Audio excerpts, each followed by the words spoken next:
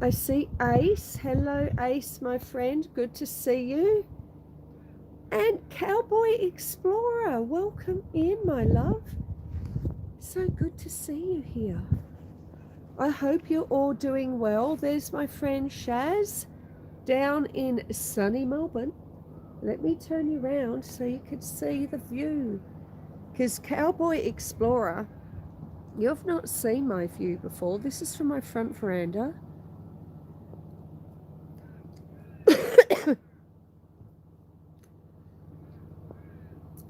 So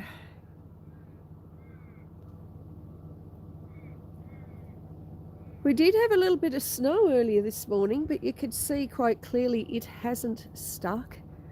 Hello, Debbie Sue. It's so wonderful to see you here. Hello, hello. Hello, Katie. How are you, my friends? Thank you so much for coming in. Cowboy Explorer is here with us, and he hasn't been into one of my lives before, so I just wanted to show him the view. And I was just saying, we had a little bit of snow earlier, so it's quite cold. But maybe we'll get a bit more as the day goes on.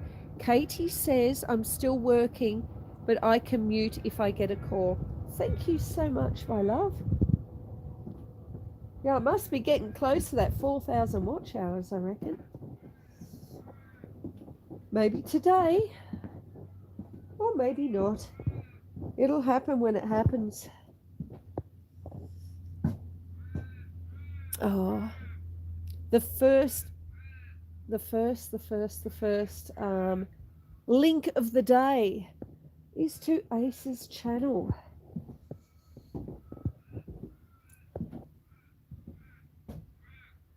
Thank you, Kirsty, for putting that up. So, I tell you, it's been such an epic 48 hours. Oh, some snow. It would be lovely. I know it keeps trying to snow, but I mean, we usually do have snow-covered pastures in winter, so... But with a sickly calf, it's probably a good thing that we don't, really. So let me grab my battery pack here out of my pocket. And I'll pop you down for a moment. We'll flip the camera so you can see me. There we go. Ah, there we go. Oh, tell you, I should have brought a scarf, I reckon. So how is everyone today? Debbie Sue, how are you? Are you well? And Cowboy, are you well? Everyone, tell me how you're getting on. How has your day been? How has your evening been? Oh.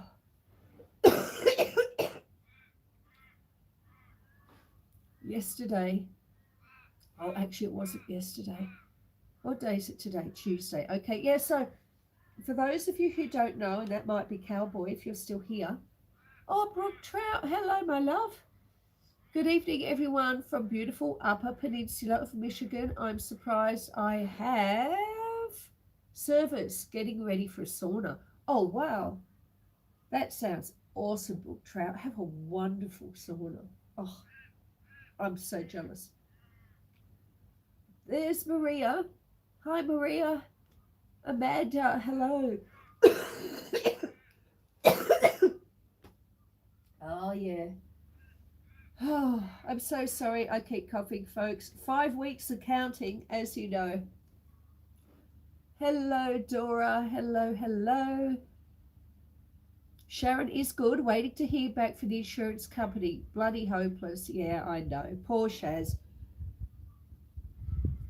Her car was rear-ended by a bus last week. And it wasn't a huge amount of damage, but that's not the point. You know, it's such a shock to the system when it happens. And yeah, it's not a pleasant thing. It's not a pleasant thing. Minty, Hello, Minty Cactus. Did I say hello to you, Amanda? I'm sure I did. So, Cowboy, if you don't know, I'm Susan. And I am in Australia in the Alpine region of Victoria. Normally we would have some snow, and it was snowing early this morning, but it hasn't stuck, so everything's still green. Have I been to the doctor, Susan? Maybe I need antibiotics. Sending my love and best wishes. Thank you so much, Maria. Yes, I went a couple of weeks ago for all the good it did. It really didn't do much. As you can tell, I feel like I'm getting, oh, it depends on the time of day. It really does. In the early morning, in the evenings, I feel like I'm getting worse. Right slap bang in the middle of the day, I feel, yeah, I'm improving. So, but it has been an awfully long time. And being so cold up here doesn't help. Hello, Joy. Sorry that the news isn't as, oh, that's all right. Look, it's life, isn't it? Life throws challenges at you throughout the entire journey of your life, and you've just got to sort of roll with it and learn from it as best you can. So, yeah, that's what I'm doing. I'm rolling with it. Hang on a tick. I saw something. What was that just came up there? Is it set for Victorian Australia? Victorian Australia. I'm not quite sure what you mean, Amanda. Now, you know what I did? I haven't come out with my umbrella. I hope that the laundry door is unlocked. So, oh look, it sounds like everyone's having a lovely day though. Which is really good. And Brooke Trout, I mean, how lucky is Brooke Trout? He's about to jump into the sauna. I think that's amazing. Oh, okay, Dora. No, okay, so the calf. The calf was born on Saturday afternoon, I think, or overnight Saturday into Sunday. I didn't discover it till Sunday morning. You've seen the photos. It's a white calf, and it had very muddy legs, so it obviously been out and about. It hadn't just been born. Now, I went up, I had a quick look, I snapped a photo, and then I backed off because I wanted the calf and the mum to bond. And in the afternoon on Sunday, I went and had another look. I kept my distance, and it appeared, to all intents and purposes, that Coco, the mum, was feeding the calf. Mum was standing there, the calf was at the teats, its tail was wagging, which is usually a sign that it's feeding. And so I left them to it. I was just so thankful, and I thought, thank you, God, everything's going well. I'll leave them to it, let them have some privacy, let them sort of mother up to each other and bond, basically. And anyway, I checked them again later in the day. Everything seemed to be okay. Monday morning, which was yesterday, I looked at this calf, and it was still standing and it was still walking, but it was like it was drunk. And usually by that stage, they should have a little bit more energy. Just one moment, I do apologize.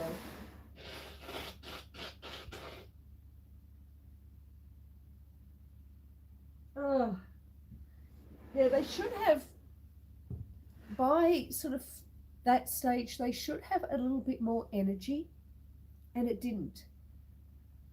And I was a little bit concerned, and so my daughter and we spent many hours outside in the paddock watching them to see how they were interacting and whether the calf was being fed.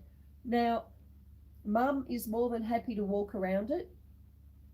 But every single time the calf goes near the teats to be fed, then Coco, mum, all it wants to do is sniff the calf or lick the calf, but she turns around to do it. So every time the calf got near the teats, mum would turn around to face it. So it would end up that the calf would be in the wrong position.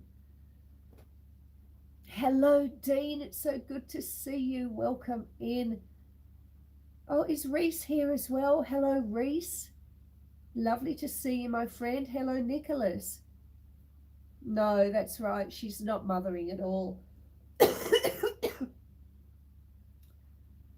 Happy Monday to everyone, says Reese. Everyone except for myself and Dora and Nicholas and Shaz, because it's Tuesday here for us, but happy Monday to everyone else.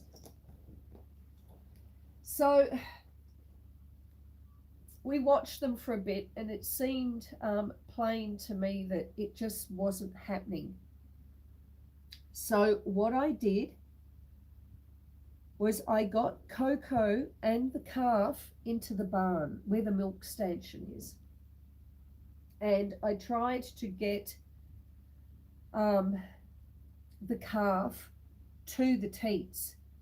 No, it's not, Nicholas. I've had it checked. But thank you for asking.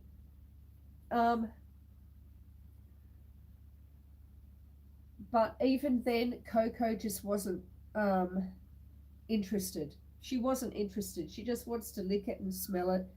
And Coco is one of those cows that doesn't cope very well with humans. Like, she's always been very standoffish. If it was Dot or some of the other cows, I can touch them and handle them a bit more. Coco is not one of those, so it did make it very difficult. I made up a bottle, a 2.5 litre bottle of formula. Huge bottles they are. And tried to feed the calf. And it drank, a tiny amount, maybe like 400 ml. Whereas normally you would have to bottle feed them twice a day, 2.5 litres per feed. Okay, and this is for like a 2-day-old or a 1-day-old. 2.5 litres per feed twice a day. And she only had about 300 to 400 ml of that feed, which wasn't a lot.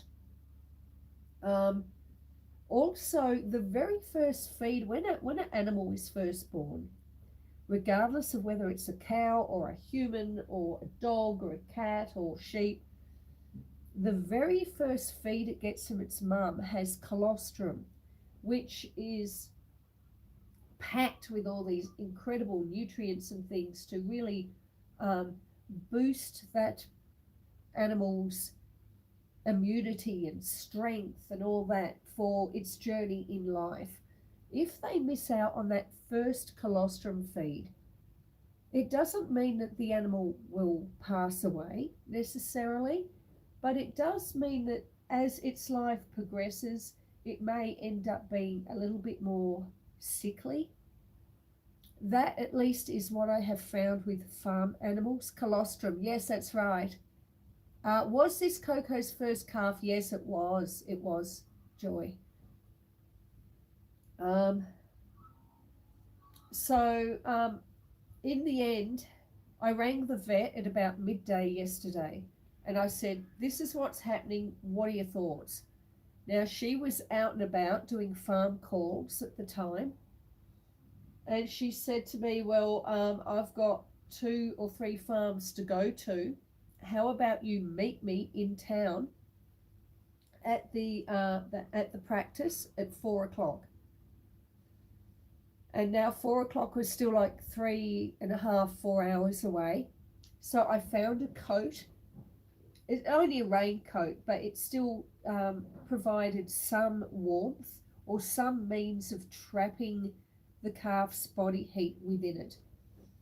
So I put this little coat on it, And I sat in the barn with it for quite a few hours, just trying to keep it warm. Coco was still there, sort of licking it and sniffing it and doing very little else. So I tried really hard to keep it warm. Didn't do my cold very much good, though, I can tell you. And then when it got to about 3 o'clock, my daughter and I, we bundled the calf into the back of the car. I put it on a big tarp and I put some boxes around it so it wouldn't sort of slide within the car. That's why you're sicker, sadly. Yeah, I know. It happens. I mean, that's the one thing about, being a single mum on a farm. Um, Life has to go on. You're still going to keep feeding the animals and splitting the firewood and doing stuff, so you don't get that rest time. But anyway, I'm getting off the point. We're talking about this little calf. So I got it into town. And we got it to the vet, and they took its blood sugars. That was the first thing they did, was to take its blood sugars. Now, its blood sugar was showing at 2.6. Now, apparently, with a healthy calf, it should be 5 or over. So clearly, its blood sugars were way, way, way, way down. They took it inside because they did the blood sugars. It was still in the boot of my car. And that was good because inside it was so much warmer, which was great for the calf, certainly great for me also. I got them to do a test. They were telling me about this test called blood gases. It must be something new. I've never heard of it before. And they said, $88 for the blood gases test. Do you want us to do it? And I said, well, what's its function? What's it for? Now, apparently, this test for blood gases, what it does is my understanding is it checks the function of all the organs.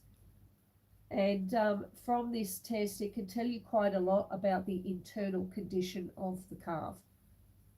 So, and they said it would take about 20 minutes to run the test. And I thought, well, that's good. Look, run the test.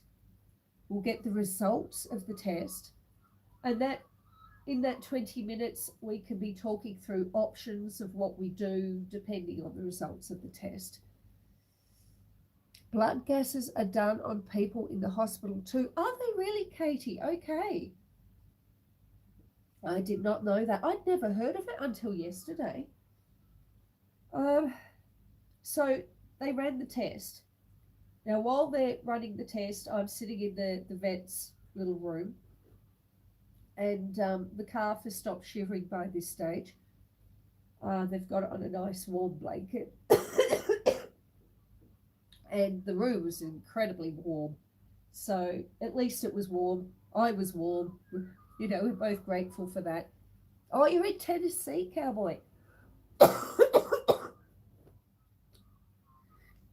Oh. Sorry. I'm just trying to keep going. So, the results came back, and all of the organs were functioning quite well, considering how weak the animal was. There was no organ failure. Nicholas, your egg has disappeared. Oh, and you're blue too. Maybe you're not, your egg. Okay, so you had an egg because you had joined my membership. So if your egg has disappeared, it means that when the month was up, you didn't renew. So maybe check if your membership renewed. Debbie Sue said blood gases are done to help diagnose respiratory, cardiac, and metabolic conditions. Okay, thank you for that, Debbie Sue. I'm sure they did tell me that yesterday, but there was so much stuff going on. Um, oh, thank you, Nicholas.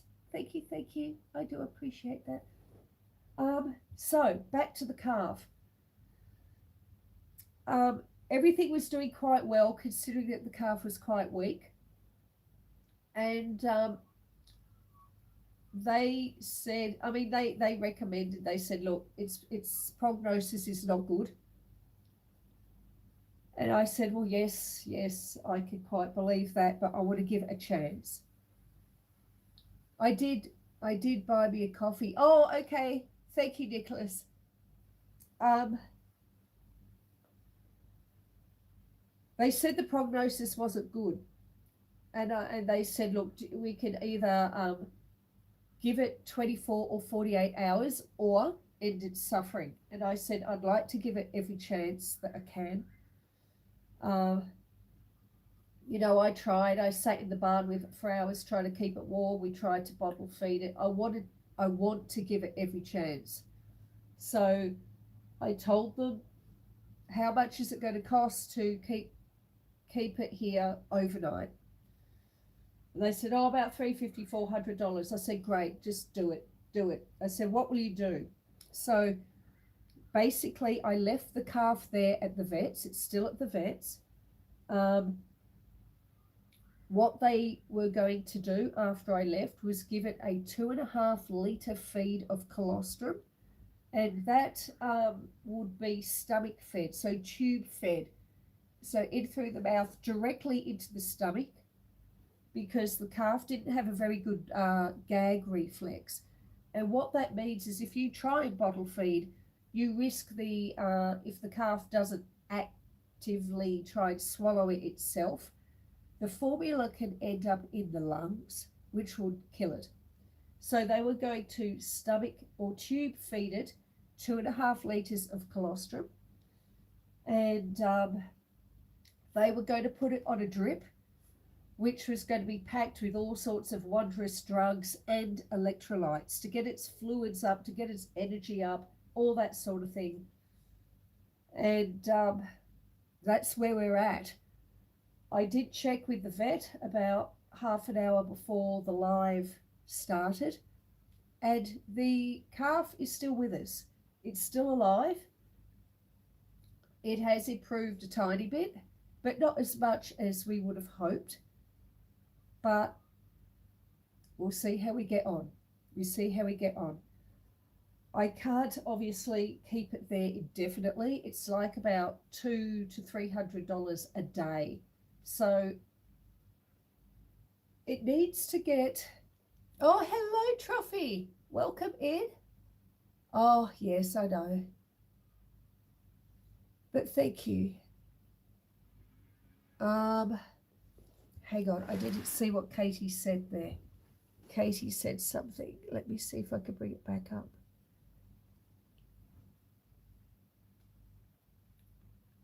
Have they considered it being a dummy calf? What do you mean, Katie? I don't understand.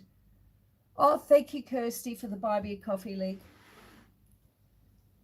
I mean, I don't usually harp on it. In fact, I don't think I've ever mentioned it before, but in my bio, my YouTube bio, I do have a PayPal me link to somewhere, I think. So it's still alive. We've just got to see how it gets on. It needs to be healthy enough that if I bring it home, it can bottle feed on its own.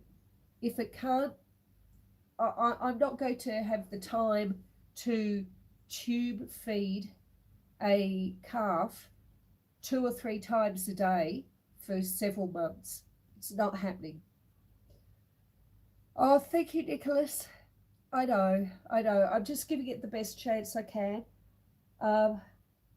So this morning they said what they would do, it would get another feed, another tube feed, and yeah, see how the afternoon progresses. But if it doesn't if it doesn't improve to a point that it can feed itself with a bottle, then I suppose I'll have to call it, because I can't just, I don't have the money. I can't keep it there indefinitely. So we'll see how it goes. And that's where we're at. How much is all of this? All right, so the vet told me yesterday when I was there that to keep it for being there yesterday and the entire overnight up to 8 o'clock this morning was going to cost $350 to $400. And then thereafter, it would be $200 to $300 per day that it's there after that.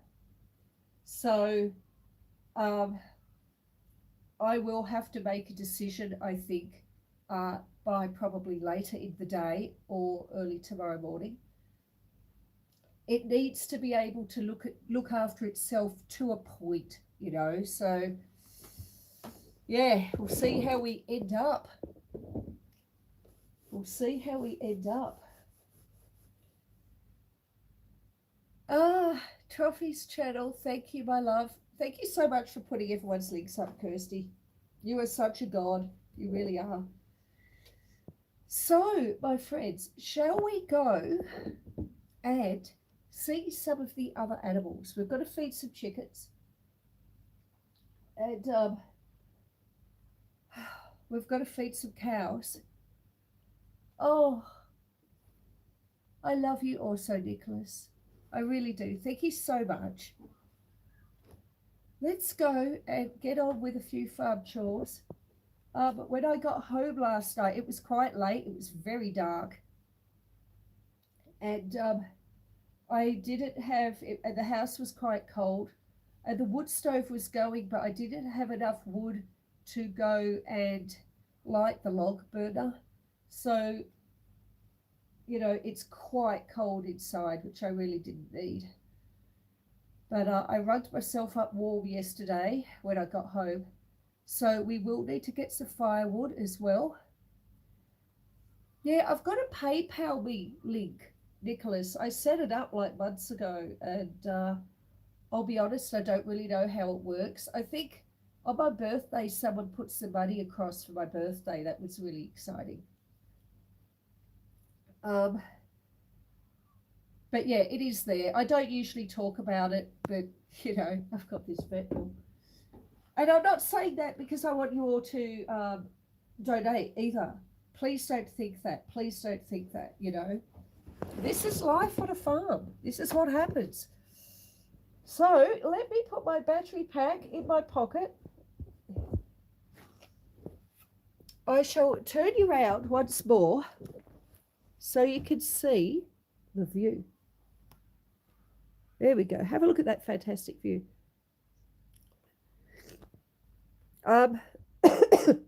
Nicholas is asking, do I pay tax? On what, Nicholas? The PayPal? I don't know that you do, actually. Hello, Steve. Welcome in. How are you, my dear friend? It's wonderful to see you. Oh, no, that's okay. That's okay, Katie. Like I said, I'm not telling you all of this because I want you to donate. I mean, donations are great, of course. But I'm not telling you this because I want you to donate. Let me see if this laundry door's open because I think I'm going to need an umbrella. I'm just telling you because, you know, some people are asking. Oh, thank God the laundry door is open. I can reach my umbrella. Boo, boo, boo, boo. All right, let's get this. Then I'm going to need a wheelbarrow as well. We might come back for the wheelbarrow. Larry is home now. Oh, I know, Susan, but I would if I could. Well, thank you, Katie. I really do appreciate that. You know, the love and the thoughts and the good wishes, they really sort of, they boost me, you know. They make me feel encouraged. And they give me a bit more energy and a bit more oomph than I might otherwise have. And, you know that saying, you know, a problem shared is a problem solved, is it? Or is it a problem shared is a problem halved? I can't quite remember how it works, but I'm sure you all know the saying that I mean. There they are, the boys and girls. Oh, man, it's cold. Oh, I know who Thomas Kincaid is. Yes, indeed. Now, where's Thunderhoof? Thunderhoof, Thunderhoof, Thunderhoof. Right there, the one with the black head. Oh, you missed the end of the calf story. Yeah, the calf's still at the vet, Amanda. It is still alive. It's not doing as well as we had hoped, so we're going to give it a few more hours and keep pumping it with good things and hope for the best. Now, we have a small problem this morning. Something we have to do. Oh, let me get my gloves on. Okay, let me get my gloves on. I'll turn you that way so you can look at the cows while I get my gloves on. Okay.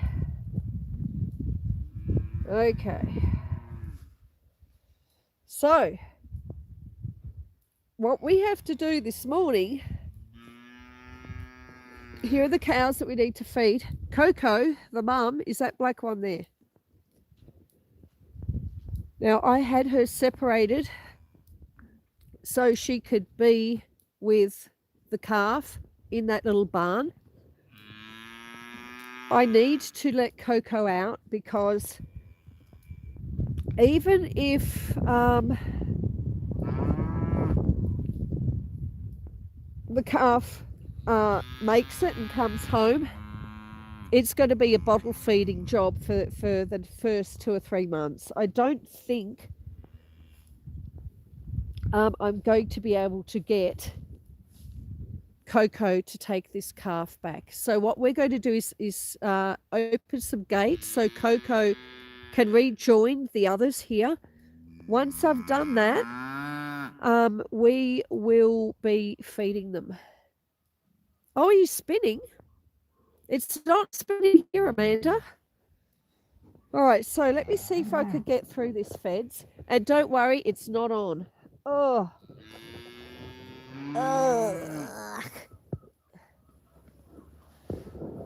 All right. Pass you through here. All right, there we go. Hey, Coco. I know.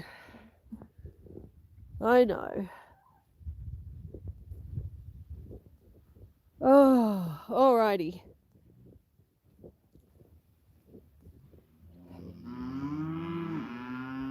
Hopefully she'll stay put while I get this gate organised. It is so muddy. Oh. Got to get through the mud. There's my little crate. I was sitting on that yesterday with the calf. Not right there. I was sort of sitting down there more.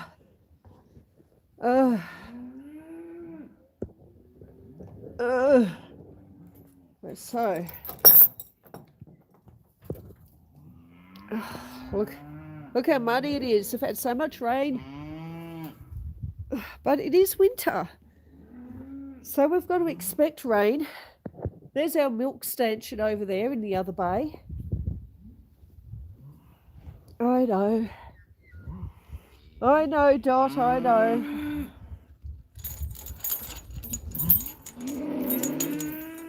Oh.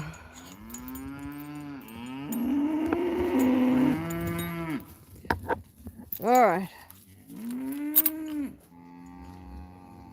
right. Coco is rejoined the others. So now we could go and feed them. Yes, I know, Ernie, I know. I know. The food's coming. The food is coming. Yeah, I know. I am still crook. I think part of the problem, Trophy, is that being, yes, I know, children, being on my own here, well, not totally on my own, no, my daughter's here, but it's not like you could take a day off. You could have days that are, if you work it right, you do have days that can be a little bit quieter if you sort of have time to prepare for that. But there's always going to be animals to feed and fencing to do. In this instance, calves to take it to town to the vets. Wood to split. Fires to keep going. Like, there's always something to do. And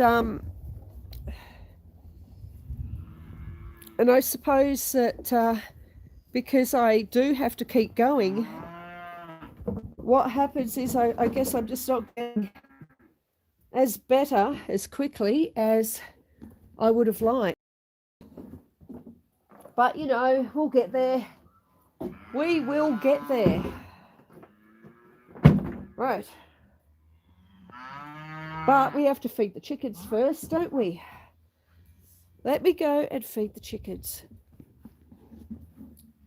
I would do a telehealth over the phone. You don't need to go in. Yeah, I think I might have to do that, Toffee. I think I might, yes. Alrighty, you're looking at the bottom of a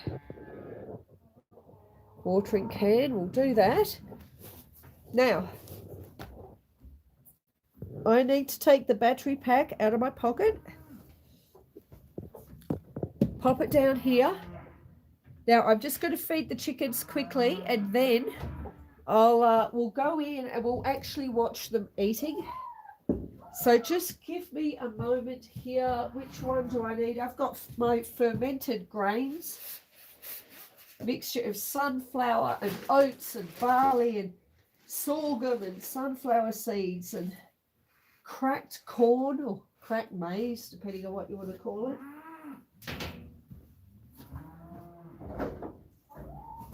Hello, girls. Hello. All right.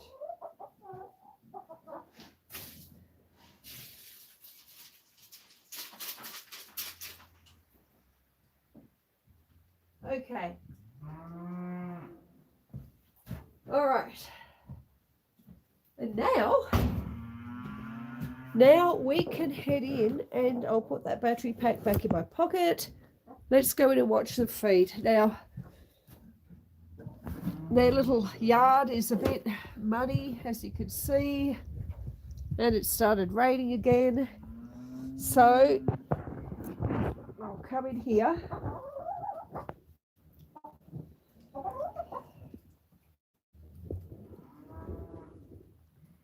It needs a good sweep out, this. There they are. Girls. We did have more, but we've only now because the Foxy Loxy came through when I let them out to free range, and he took all my roosters and all the younger ones who are the layers. These 5 here are the geriatrics. I don't know if I'll get anything from them in the spring, but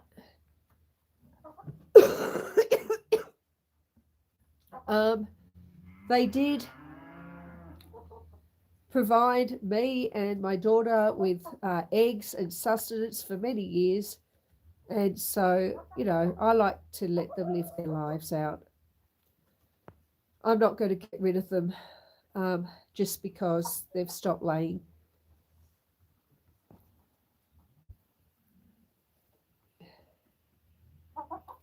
E-script now. Oh, they do e-scripts. Yeah, I guess they do. Joyce says, you know, those of us who had to raise ourselves do a poor job of taking care of ourselves.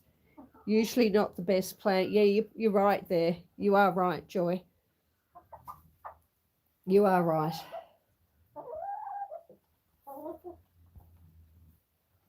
Yeah, it's wet wood, but I need to go inside the woodshed, Katie, and get some more.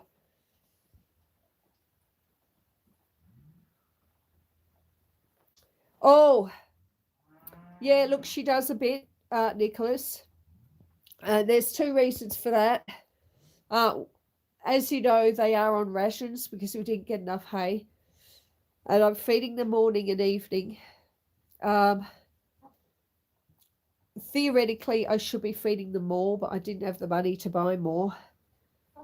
But also because she's just had a calf, um, everything is sort of moving and settling differently. So when the calf drops before they give birth, all the weight moves away from the hips.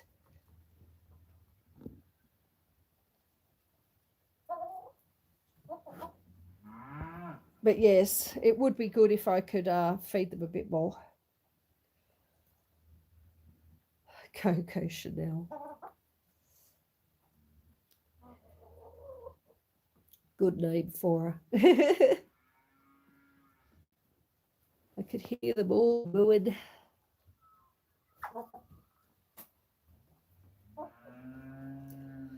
These two are molting, the two red ones. They've left it late to molt. Hey, CL, welcome in, my friend. Lovely to see you.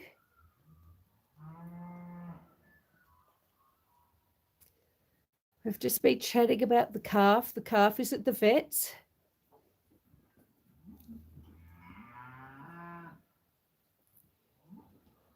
And it managed to get through a night, which is awesome. Awesome news. And we'll see how it progresses as the day goes on.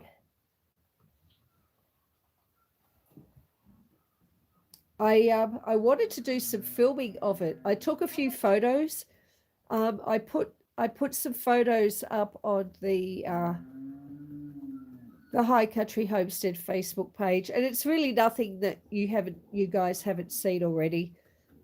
It's the thumbnail photo, and then the members got a special photo this morning, and then there's another photo as well on the High Country Homestead Facebook page. I don't actually know why I said that now. I was leading up to something. Oh, yes. I wanted to do some filming, but the vet wasn't very comfortable with that. And, you know, that's their prerogative. So I didn't, but she was happy for me to take a photo or two. And that's the photo that I shared to the members earlier.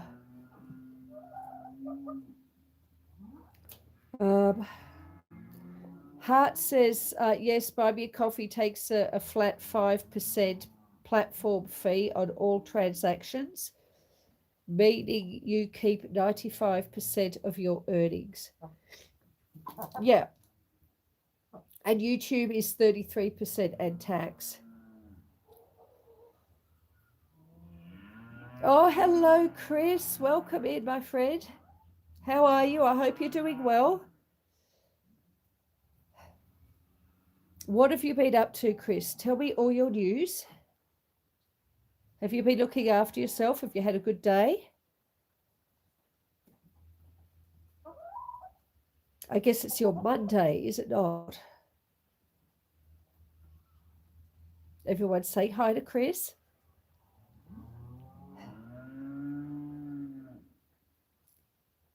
Buy me a coffee for Susan chat. Thank you, Nicholas. Oh, yes. So it's been a big few hours. And yesterday it was so hard sitting in the barn. It was so cold. Anyway, and I really could have done without that, but I want to give this calf the best chance it's got. And so it's at the vet.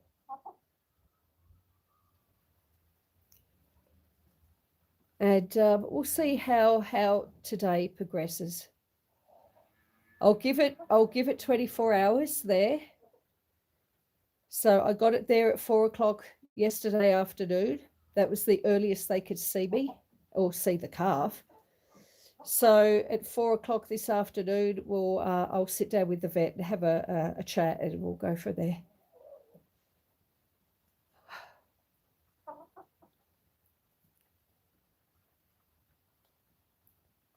We got 24 thumbs up. Thank you so much, everyone. I do appreciate that. It all helps the algorithm to push the live out and all that sort of thing. So people keep telling me. People do keep telling me that's the case. Oh, we got another one, 25. Yay. Thank you, whoever that was. And for everyone else, it's pressed the like button. Thank you very much. Well, oh, Nicholas. Thank you, love. Well, should we go and feed a few cows? I'm sure they're hungry. Yes, says Nicholas. We've got the thumbs up. All right. Excuse me, children. Excuse me. All right. Oh, so I suppose in the spring I'm going to have to get more, some more chickens. Oh, and I must tell you, I have actually ordered some fertile eggs. Good grief, everything's happening in there. I'll just point you that way for a minute while I blow my nose, because you don't need to see that. I've ordered some fertile eggs from someone.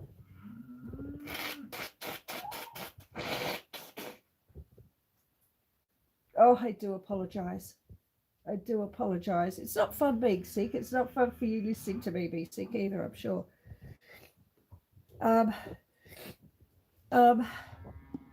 Now, what I have ordered, though, I have ordered some Brahma eggs. Now, Brahmas are huge chickens, like massive birds. They'll almost come up to my knee. So when they hatch and they grow, they're going to be big birds. I don't think I'll be able to actually put them in the coop with this lot, because they'll be so big, but then I might. I suppose it depends on their temperament a little bit. They are meant to be very gentle. I can't get the thumbs up to work. Oh, Deborah! Hello, my love. Welcome in. It's been such a long time since I've seen you. I hope you're well, Deborah. And don't stress about the thumbs up.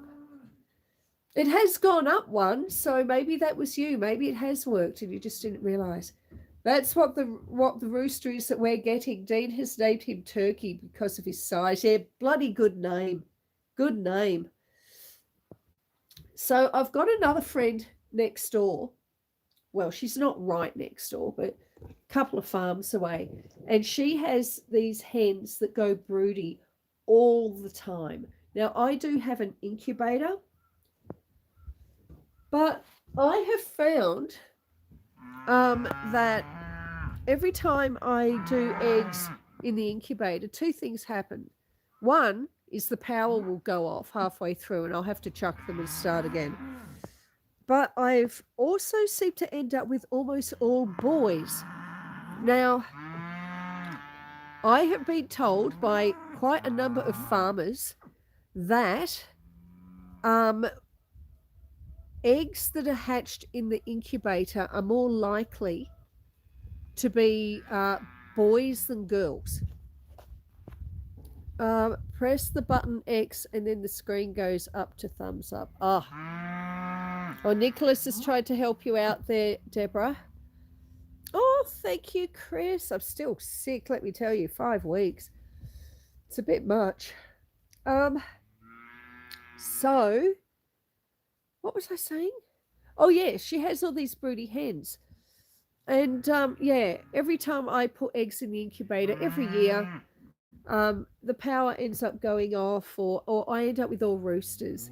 So when she has a broody hen, she's going to let me know, and then I'm going to grab the fertile Brahma eggs, and she's from another farm not so far from here, and I'm going to take them to the farm with the broody hen. So I'm actually going to purchase these eggs and then take them to another friend's farm, and she's going to try and hatch them under a real live hen rather than me trying to do it with an incubator.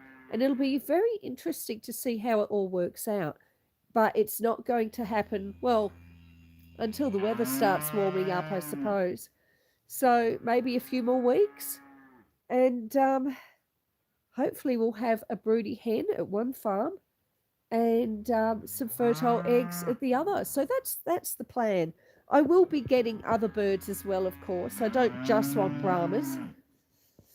Did you get your new hens, Trophy? You were picking some up from Mansfield, I seem to remember.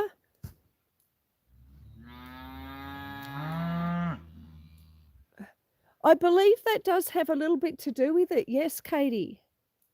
Oh, you sure did. How many did you get, Trophy? And were they expensive? Did she charge you a lot?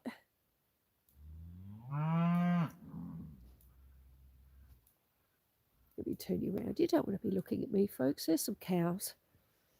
All right. Moo. You trimmed their flight feathers yesterday, and now they are integrating with the rest of the flock, $35 each at 20 weeks. Okay. And how many did you end up getting? Hello, cow, says CL. I'll just wait for Trophy's response to come through. In the meantime, you all get to look at a rose bush. Here's some kookaburras. You got another 4. That's a good number. Oh, whoops. Hang on, I just got water all over the battery pack. Let me see if I've got something clean here that I can wipe it down with. Okay, there we go, there we go. All right, we don't want a wet battery pack, that's for sure. All right, so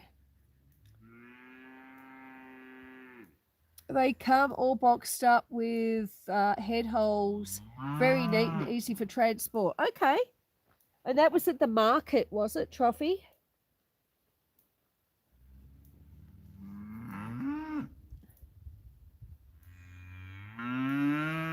I know, girls and boys, it's coming.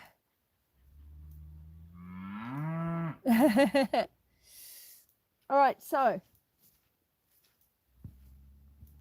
for those of you who are new, I'm going to go and get 2 bales of hay. I'll drag them over, I'll feed it out, and then I'll grab the camera and we'll walk over and we'll get to see them more close up while they eat. So let me just go do that. You guys can chat amongst yourselves for a moment, I'm sure. Let me just see if Trophy answered. Not yet, okay. I'll have to go in after the live, I think. All right, let me go grab this. Oh, hang on, where's the sled? Oh no, I put it there. It's all right, don't mind me. Oh no, it's starting to rain.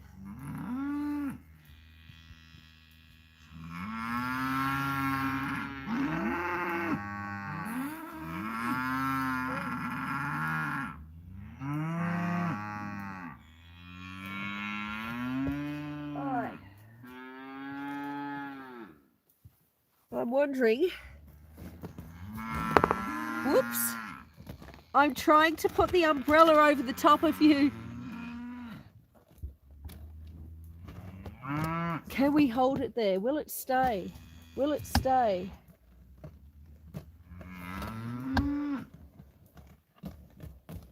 All right, hang on. If you're wondering what I'm doing, I'm trying to get an umbrella because it's starting to rain. And I do want you to see me feeding the animal, so. All right. Hopefully that will hold. All right, what have I done to the chat? Oh, they certainly are. Yes, they're not very happy at me playing around with an umbrella, let me tell you. All right, let's do this.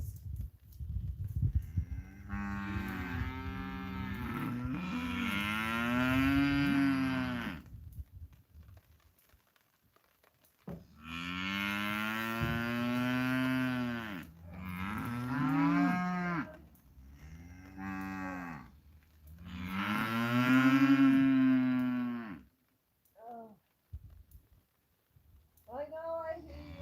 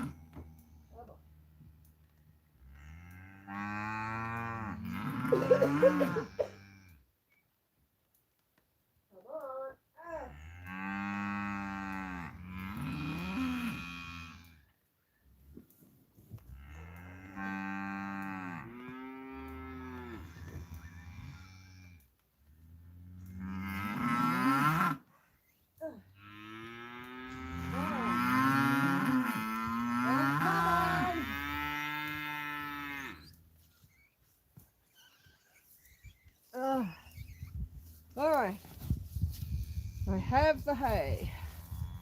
Come on. Oh dear me.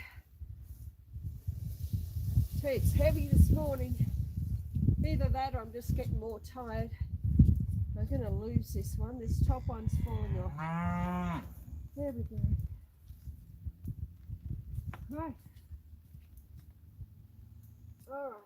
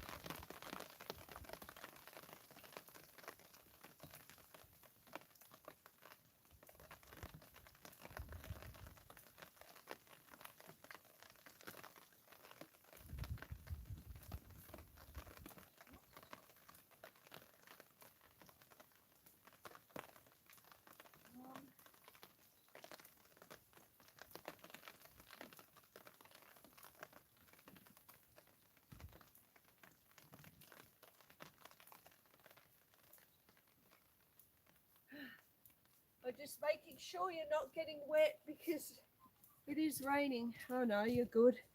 You're good, I think.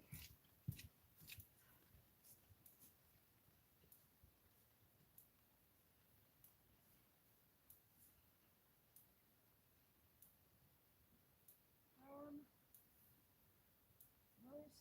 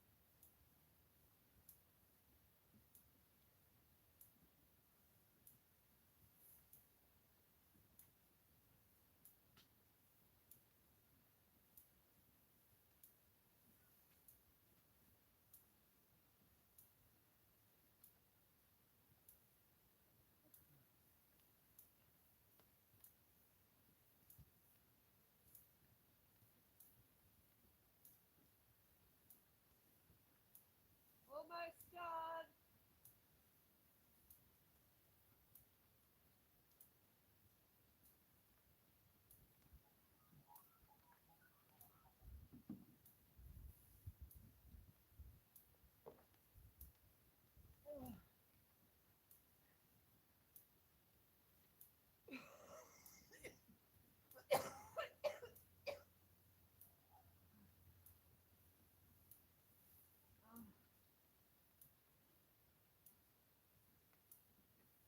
Okay. Oh, I dropped one. Ah, there we go.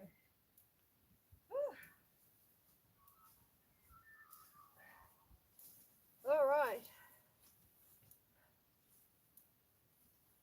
That's that done. I shall be with you in just a moment.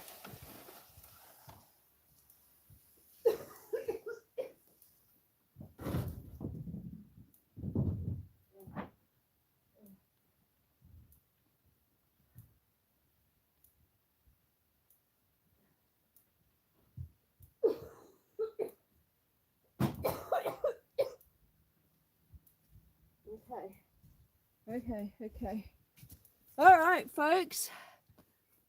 I have returned. I hope you're all still here with me. Let me extricate. Whoops. The camera. Alrighty. Let me see what I need to do. Get my gloves out. Put the battery pack back in my pocket. Put my glasses on. Oh, good grief, I can't read a thing. Because they're all wet. They're all wet. How are we? Are we still here? You are still here. Thank you, CL. 18, oh yes, 18 people in the chat and 28 thumbs up. Thank you very much, everyone who's here and supporting me. Moral support is a wonderful thing.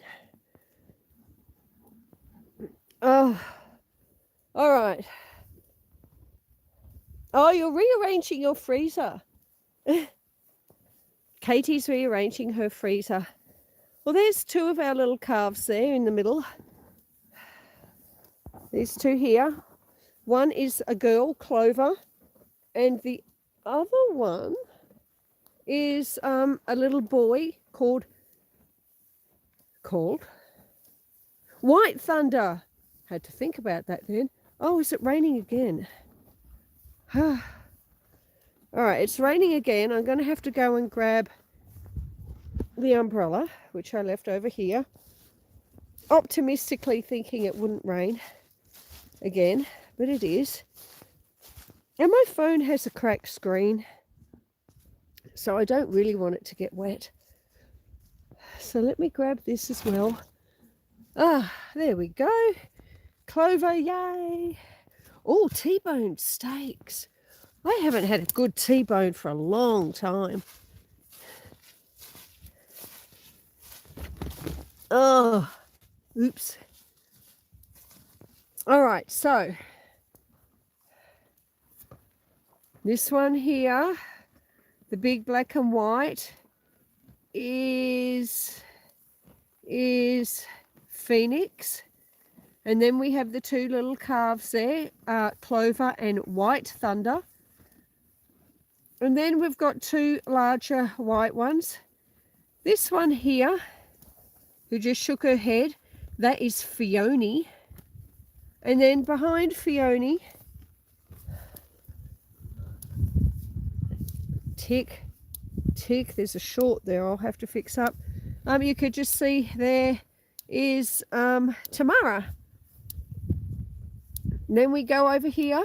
Hey, Mr. Russian.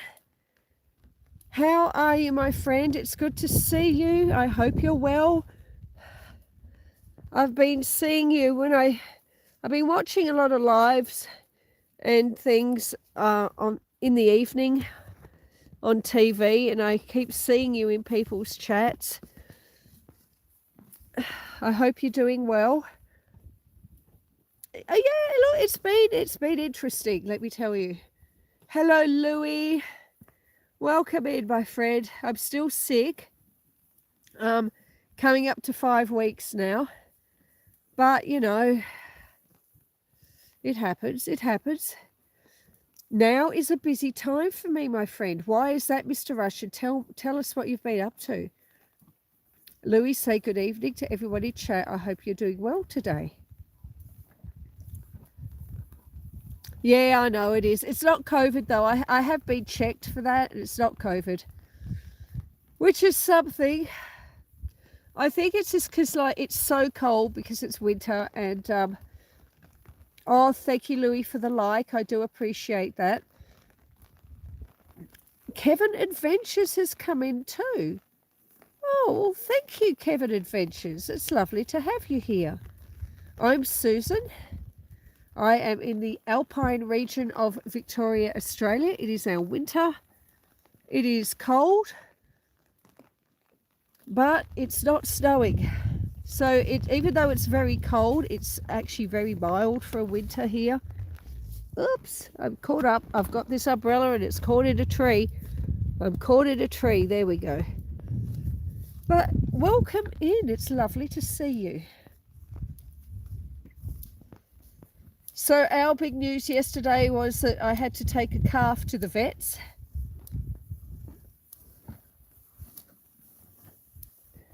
Metal caps on the posts are a great idea. Yeah, they probably, yes.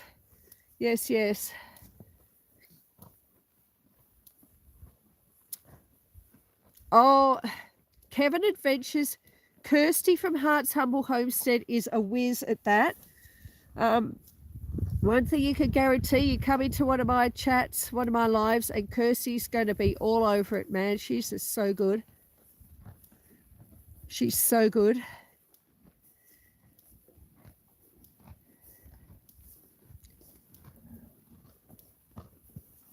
How many cows do I have? There's 16 plus a newborn calf at the vets. I took it to the vets yesterday. It turned out that Mum, she's a first-time mum. She wasn't feeding it. I thought she was. It turned out she wasn't. And I tried to bottle feed her, the calf. Hey, Dot. This black one here in the middle, that's Mum. I've let her out of the barn now. I tried to, Coco, the mum, just didn't want to feed the calf. She didn't know what to do.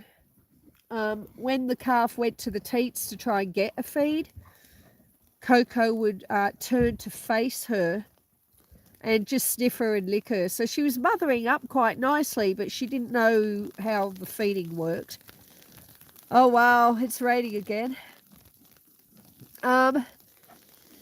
So I got the calf and Coco into the barn, and I locked them in together, and I tried to get Coco to accept the calf. It didn't really happen. I made up a formula and tried to feed the little calf. Now, I made up a 2.5 litre formula, and the calf drank maybe 300 to 400 ml of that, so clearly nowhere near enough. So I rang the vet, and it basically said, oops. No, I didn't say oops. I said, look, this is what's happening. What do you think? And she was out on call. She said she wasn't going to be back at the surgery till about 4 o'clock, but she said, meet me at the surgery at 4. And so that's what I did. The calf is still there. It's managed to get through the night. They started off with doing blood sugars. Blood sugars were at 2.6. They're supposed to be 5 and up. So the blood sugars were quite low. We then did this thing called blood gases, which I had never heard of before. And that tells you how all the internals are going and all that sort of thing. And look, it was promising enough that I said, okay, let's give it 24 hours and hit it with everything you've got, and let's see what we can do. So I was there till quite late. I didn't get home till like 9 p.m. I was there for a long time. And they tube fed it, so stomach fed it 2.5 litres of colostrum, which a newborn has to have. Its first feed must be colostrum, or ideally. Yes, that's right. They tubed it. That's right, Louis. So they tubed it, and they also put it on a drip with electrolytes and lots of other yummy drugs, so I believe. Yeah, that's right. I've done it. I've done it with a cow. I don't enjoy doing it. I don't like doing it, but I know how to do it. My problem was I only had formula, whereas this calf, it needed colostrum. I don't have colostrum. The vets had colostrum on hand. So they tube fed it 2.5 litres of colostrum, put it on a drip for the night, and from there, thank you, Louis. From there, I guess, well, it made it till morning. It's still alive. So this morning, they were going to feed it another time, tube feed it. And that was going to happen at about 8:30, 9 o'clock. Another 2.5 litres. Now, this wouldn't be colostrum this time. This would be just normal milk.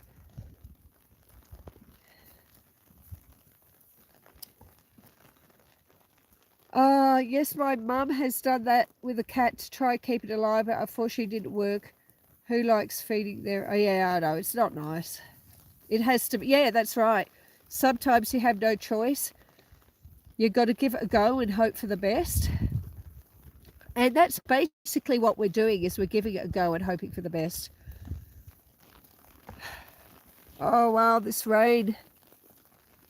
It was snowing earlier this morning, folks. I mean, clearly you could see it didn't stick. Oh, and Dean and Jay. I don't know if Jay's here. I haven't seen Jay, Sparky. But do you remember Dean? Oh, goodness me. Let me get through this gate before I continue the conversation. Is this too hard? Too hard. Let me get it here. Oh my God, it's so cold, guys. It's so cold. Okay. I'm through the gate.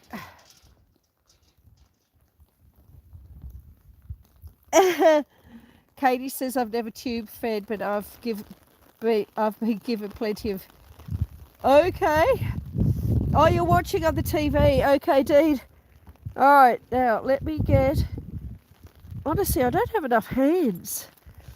I've got an umbrella. I'm holding the umbrella under my chin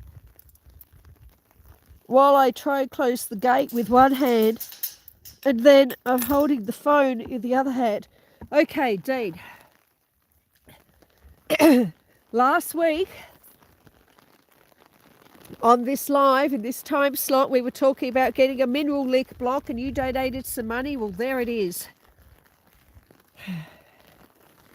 That is the mineral lick block that you and Jay Sparky donated money toward. And in fact, let me just move that, because the way it's sitting, it is blocking the plug hole. There we go. Now the water can drain out.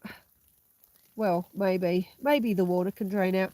But yeah, that's the mineral block. So I just wanted to show you that I did the money that you donated last week towards the mineral block for the cows. It did very much go to what you intended and what I intended. A mineral lick block is basically, it's like a multivitamin, but for your cows or your sheep. It doesn't have to be cows. I mean, you know, goats, any livestock really. Now, where can I put my gloves? Since I'm desperately running out of hands. So yeah, thank you so much, Dean. It's greatly appreciated. And if you're here, Jay, or even watching after the live, watching the replay, thank you very much. I really appreciate it. Mr. Russian says you have dinosaurs as livestock. Now that sounds interesting, Mr. Russian. What game is that? I'm guessing it's a game. Oh, you breed triceratops. Dean says, you're very welcome, glad we could help. Look, you really did. Now, I don't know if this little calf will make it or not, but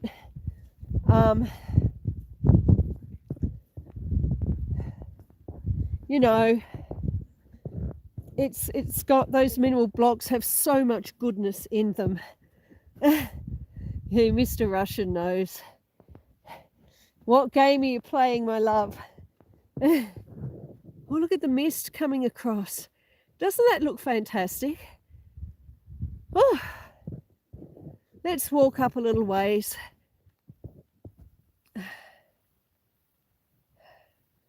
Hearty, super friend for the cows, says Mr. Russian. Yeah.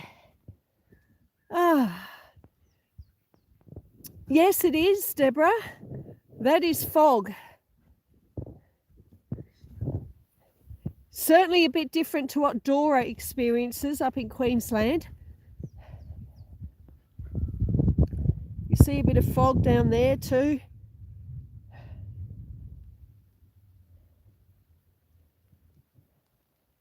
The game on my dinosaur farm. Yes. I have seen you, Mr. Russian. Like I said, of an evening, I usually sit and relax in the lounge, and you know, we got the fire going and whatnot, and we watch YouTube videos, including yours, and I have been watching, but of course you can't leave comments when you watch on TV.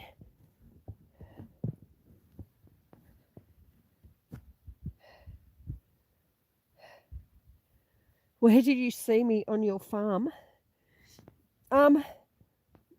What do you mean? I was oh my goodness me, hang on. Whoops. Plug a keyboard into the TV. That's true. That's true. I suppose I could do that. Oh, sorry. Oh, I'm trying to, like I said, I'm balancing a lot of things, and I needed to wipe my nose, which meant that I had to hold my phone, not my phone, my umbrella under my chin. Well, there's even a bit of blue sky up there. Now, how's that for a view? Isn't that fantastic? Louis says they said that El Nino will be affecting us this year. We're going to have real strong oh God, it's all we need. Oh. So there's our view, folks. It's not snowing. Feels like it could though. You have no idea how cold my fingers are at this moment. Maybe I can, if I put my umbrella back under my chin, I might be able to get at least one of them on. Oh, there we go. I've got one glove on. Hopefully that'll help a little bit. And actually, has it stopped raining for a minute? Maybe it has. All right. Whoops, put the umbrella down for a moment. That'll help too. Certainly is a lot easier to walk around and do a live when you're not holding an umbrella.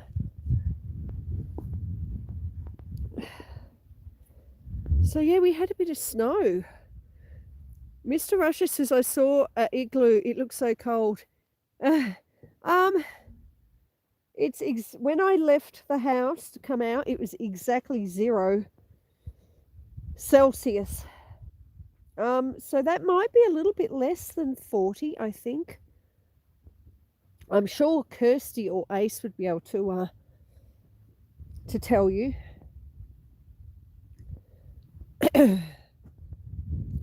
Louis says if you live in a southern part of the United States, like Texas, Louisiana, and all that, El Nino is going to be really strong El Nino. Only 32 Fahrenheit. Thank you, Kirsty. I did think it was about 32, 35, but I didn't want to say it and sort of bugger it up. So very much appreciated. You can see the smoke coming out of the chimney there. That'll be from my wood stove.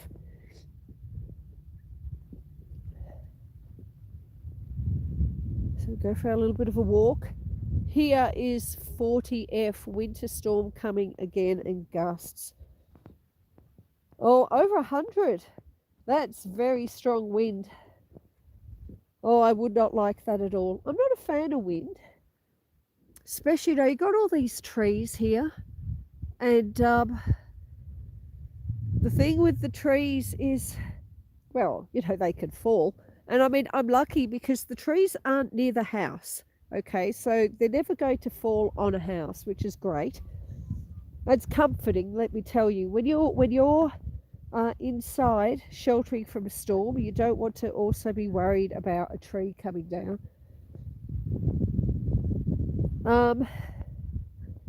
But you should hear it. I mean, it's like a freight train. The noise that the wind makes when it goes through all these trees is absolutely incredible. When I first moved up here, I was stunned, absolutely stunned at the amount of, at the loudness of it. Really, you've got no idea. It's really something.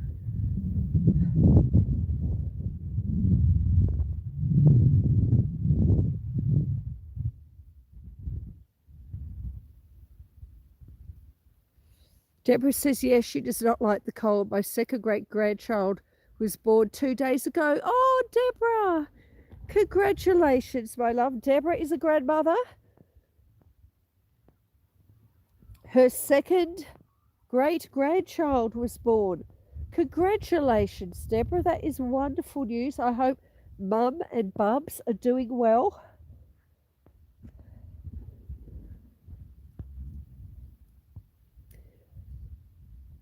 Louis says that's why we're having so much climate change, and that's why the earth is heating up so much.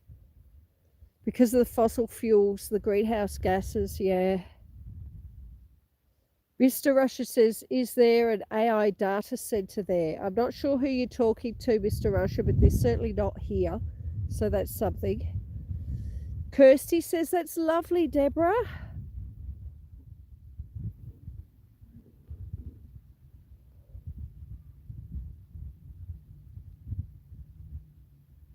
Oh, everyone's saying congratulations to Deborah. That's wonderful. That's wonderful. How exciting. New life is always exciting. Well, says I, who has a calf at the vet's. But it is, new life is exciting. And that's why I have the calf at the vet's, because I wanted to have that life. And clearly, Mum wasn't feeding it. And my attempts at bottle feeding it were not working as well as they could have done. So I took it to the vet's. It's still at the vet's.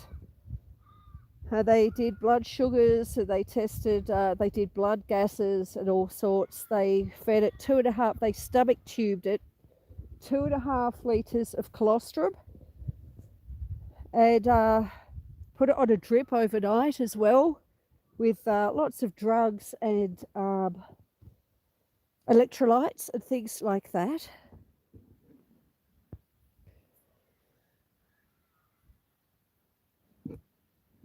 Oh, yes, they are. Thank you, says Deb. I'm so pleased to hear they're doing well. Katie, I didn't know till like early last week. She wasn't meant to be. Clearly, the bull got with her at the wrong time. I did have them separated, this time 9 months ago. But there was a time there was quite a few days where the power was off. And when the power goes off, all the electric fences stop working. And when the electric fences stop working, cows and bulls sometimes tend to navigate around the paddocks in ways that you really don't want them to. So she was not meant to be pregnant. I would never purposely have any cow calve in winter. It's not ideal. Especially up here. I mean, this is a mild winter. Normal winter, it'd be snowing. So, your poor little calves have got no chance.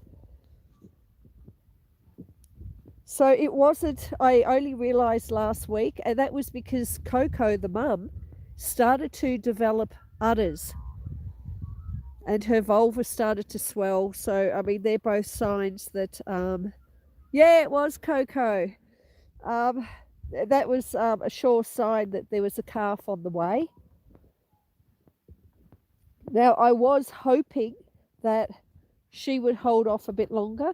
Some cows show signs of calving for like a good month before they actually end up having a calf.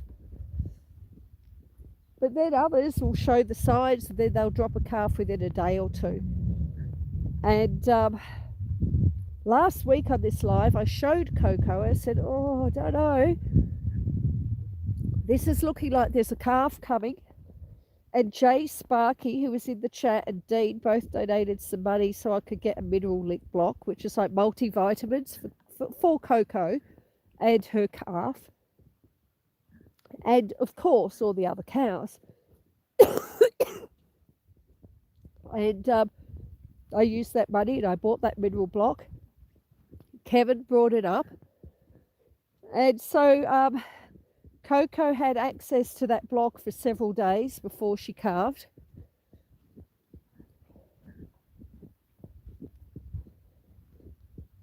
So it would have helped a little bit. It would have helped the calf a little bit, and it's certainly helpful for all the other cows too, you know, to have all those extra nutrients and minerals on board. We got 30 thumbs up, yay! Oh, normally it's 60 Fahrenheit, says Mr. Russian. See, I'm on the farm, you are. It's me in the bush. See me straight ahead.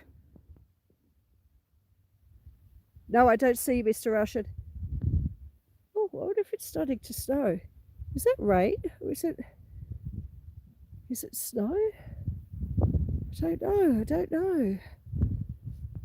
Oh, my hands are so cold. Oh. All right, let's keep walking. Thank you everyone for the 30 thumbs up. I do appreciate that.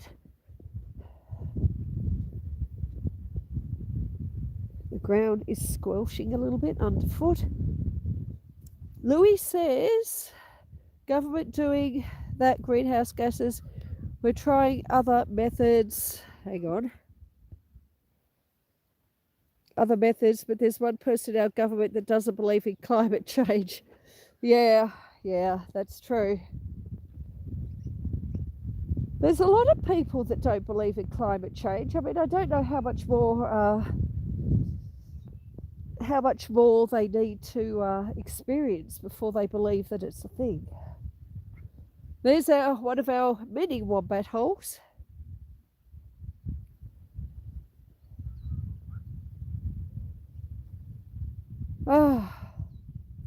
So my next article that I submitted to the newspaper was actually a story about wombats. And where is the wombat? Well, there's a network of tunnels under there. So that's just the entrance to his tunnel. I had to do a bit more research about wombats in the writing of this story. Now, I do try to make my stories where I can a little bit informative, a little bit educational, but funny. And I discovered that wombat holes can stretch 30 meters. So there's probably all under here will be a network of tunnels. 30 meters circumference. Can you imagine? I mean, that's huge.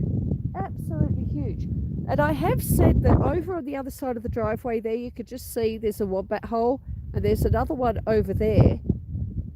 And they're probably all linked. So probably like this is the back door, and that's the really back door, and that's the front door. And can we come and hunt for them?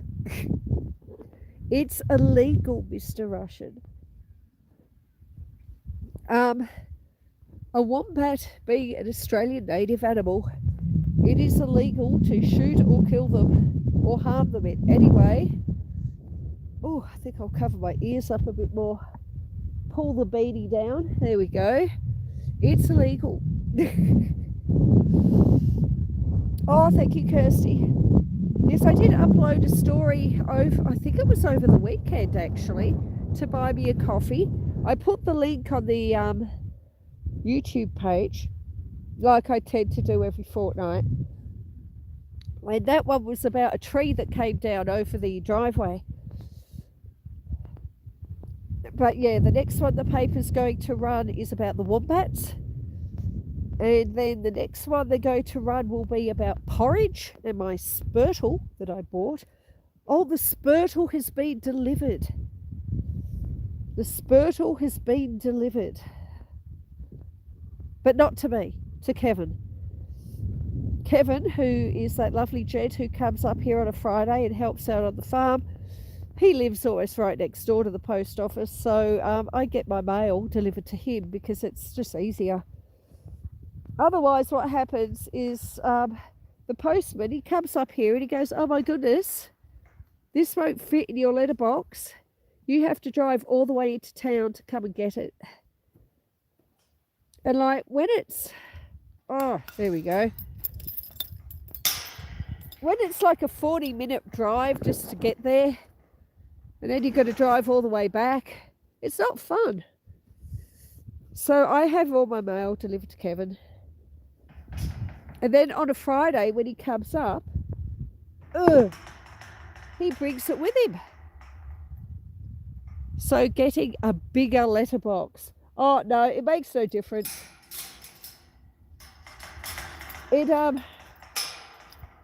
I've got a big letterbox, believe me.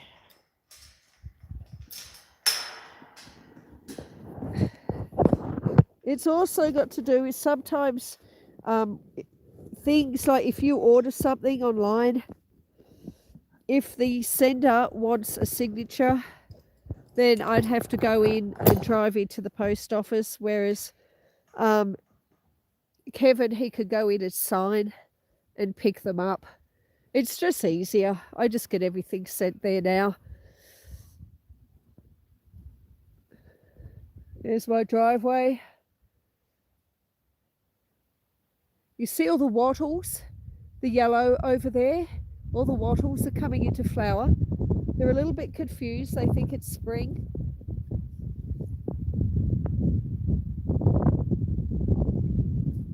"31 likes. Thank you very much, my friends." Oh, it is raining a little bit. I thought it was snowing before. I thought there was a few flakes. Oh, okay. Get an Amazon drop box. I don't know if that's something I could do out here in the middle of nowhere.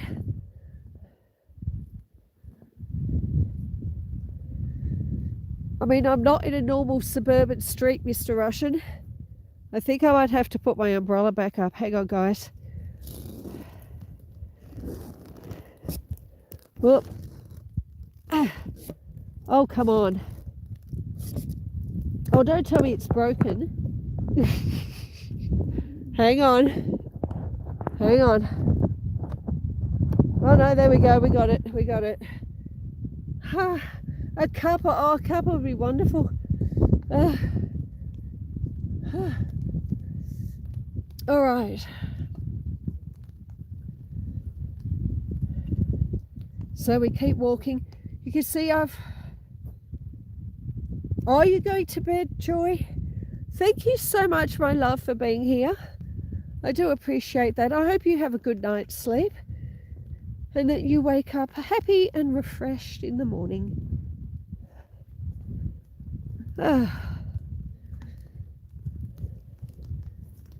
So we've got the daffodil fence up. It's not much of a fence, you can see just bits of old leftover wire cobbled together to try and protect the daffodils that are growing in there. Well, we're doing pretty good on the climate change bill to roll back the fossil fuel. Oh, okay. Silent Forgotten. Hey there, Chris. Another Chris has entered the chat. How are you, my friend? Chris and the Silent Forgotten put a post on his Facebook page the other day showing some people next to a new headstone that had been provided for someone who had been previously unrecognised. Chris does such a wonderful job.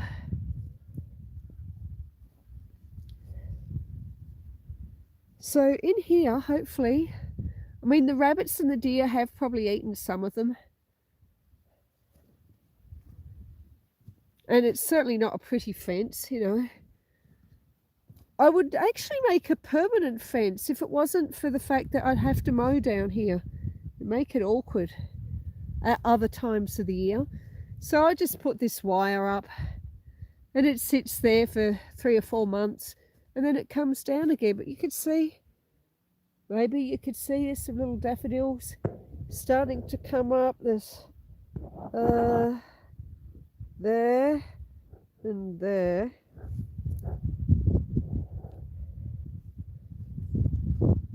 And hopefully I mean, normally I would have put this fence up weeks ago, but I just haven't been well enough. There's a lot of daffodils coming up under that tree.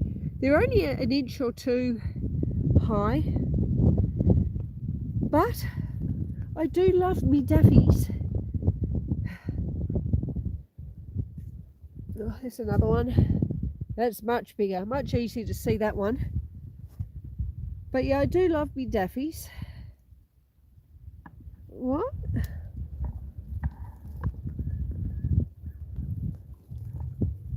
Oh no, they won't let me post any news stories related to it. Oh, Chris, really? When you say they, who do you mean? Oh, how devastating. Oh. Alright, so you're all going to be looking at an umbrella for a moment while I try and get this gate open. Sorry about the umbrella. Oh, something to do with sharing news in Canada on Facebook. Really? Wow. Oh. Alright, hang on. I'll have you all fixed up in a jiffy, folks, and you'll be able to see things again. There we go. Okay. There we go. We're back. We're back. We're back. Oh, let's keep walking. Oh. I turned the camera around, but my nose is running, you know. And at the moment, with my hands being so full, there's absolutely nothing I can do about it. Not really. Let me see. Can I get a hanky? Can I get a hanky?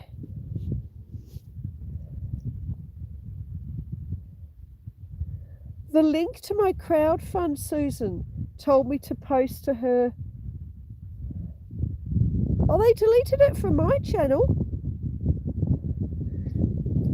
The link to my crowdfund, Susan told me to post in her comment. They deleted it. Really? I did notice that it wasn't there because I went in and checked, Chris, and I thought, oh, you must have decided not to do it. But I didn't realise they actually deleted it. Oh, bugger. I'm so sorry, Chris. Honestly, Facebook,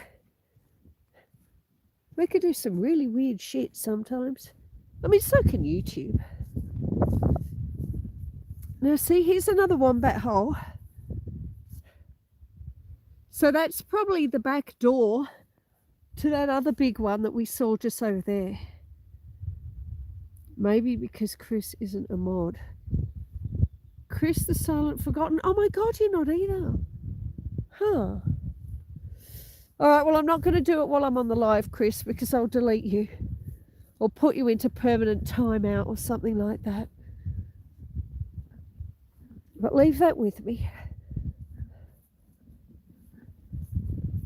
How odd. But yeah, look, I mean, Chris does some wonderful fundraising to try and purchase headstones for people who were buried without them. You know, sometimes the family can't afford headstones. I mean, they're not exactly cheap. But, yeah, he does a wonderful job helping to keep the memory alive of those people who have passed. And I mean, it must be so important to the family members as well. Oh. Now, speaking of fundraising, my friend Captain Cornish, he's not in the chat today, I don't think, but many of you will know him because he is in this chat quite regularly. He is doing a walk from one end of Cornwall to the other. Well, he hasn't quite left yet. He's preparing for it. He's starting tomorrow. one end of Cornwall to the other. Hey, Ginger Nuts. Neil, welcome in. How wonderful to see you. Thank you for being here. I hope you're well. So yes, Captain Cornish from Captain Cornish Adventures, I think it is walking from one end of Cornwall to the other, and he is trying to raise money for the Make-A-Wish Foundation.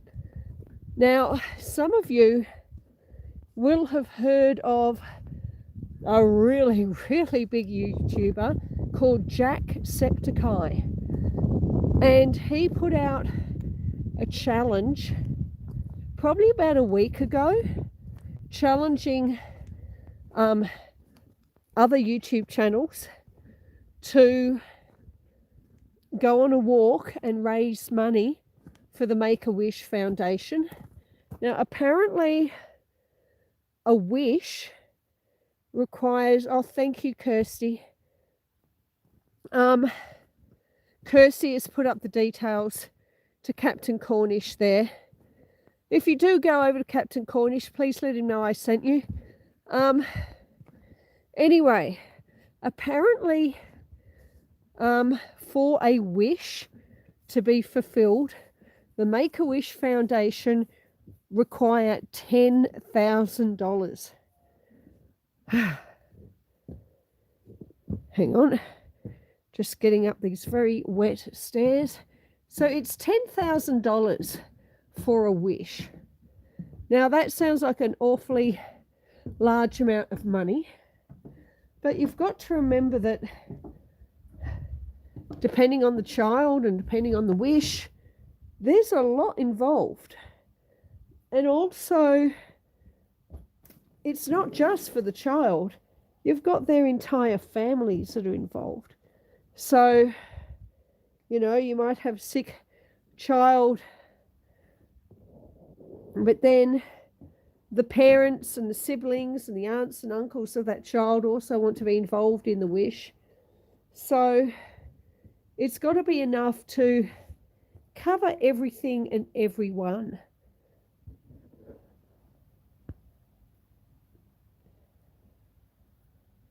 Yeah, okay, Chris. Hey, Pollux, welcome in, my love. So Captain Cornish decided that he's going to try and earn enough money for one wish, which is $10,000.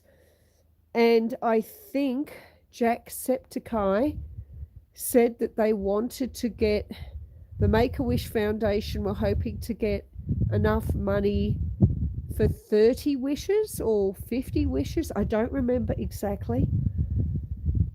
But, I mean, look, every cent helps. The Make-A-Wish Foundation is such an incredible organisation. Many, many years ago, I had a nephew, or have a nephew. Actually, let me sit you that way for a few minutes. Had a nephew. He had a brain tumor. He was discovered to have this brain tumor when he was like, 6 or 7 years old. Now, they said that he had been born with it, and they operated, but he'd had it for so long, it was a very tough brain tumor, and they couldn't remove it all. And there were many, many times in his life they said, yeah, look, that we can't do anymore. We can't do any more for him. And he did end up, I believe, he had a wish granted with Make-A-Wish Foundation because they didn't think he was going to make it. And he actually did in the end, which is fantastic. And I mean, he's married now. He couldn't have his own children because of all the damage done to him from chemotherapy, decades of chemotherapy. But he's married, and his wife has children, so he's got stepchildren, and he lives a wonderful life. A wonderful life, you know. And it means so much to the children and to the families. Like I saw firsthand, it meant so much.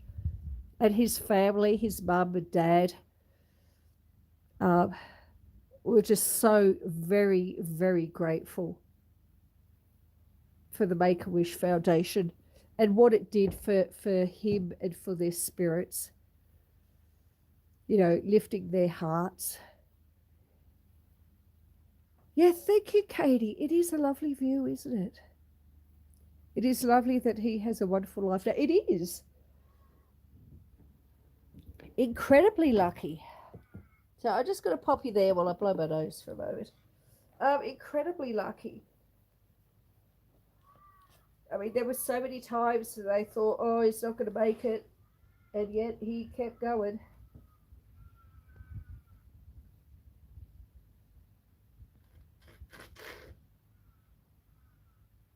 Oh, I do apologize.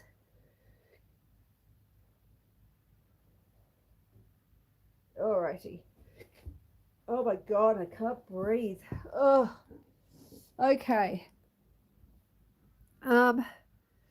Yeah, so because of the chemotherapy he had, that damaged his growth hormones as well. So he didn't actually, he got to like, you know, 10, 13, 10, 11, 12, 13, and his growth hormones, his body wasn't able to make growth hormone anymore. So his parents, and that is my brother who passed last year, and his mum, they dipped into their superannuation for their retirement to purchase growth hormone injections for him. Now, if I remember rightly, he had to have 2 injections a day, and the injections cost something like $400 a pop. Incredibly expensive, incredibly expensive.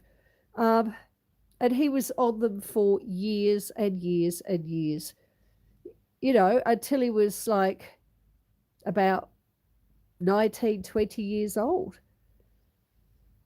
So being sick is an expensive thing, and really it sapped all the money out of my brother and his wife, out of their superannuation. Like they had no super left.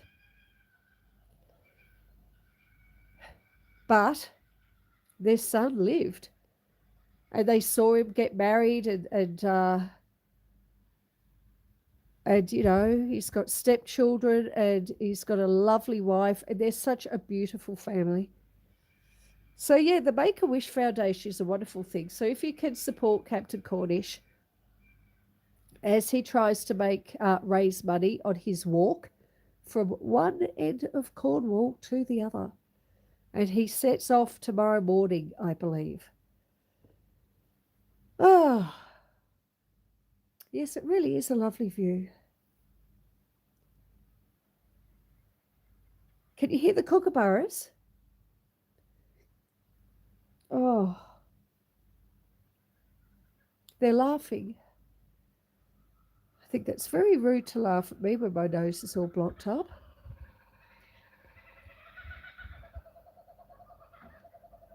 They're in those trees over there.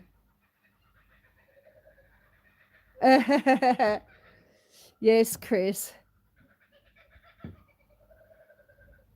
I can a little. Yeah. Thank you, Kirsty. Look at that sky. It's so dark. I think I'll leave my umbrella down there. Grab my gloves. Oh, we'll go for a bit of a walk around the veranda. Oh, says Ace. Oh, look. I can see little bits of pink showing. Pink buds. This is one of the many black currant bushes. Hope it doesn't, still got a way to go, which is good. No winter flowering, which is the main thing.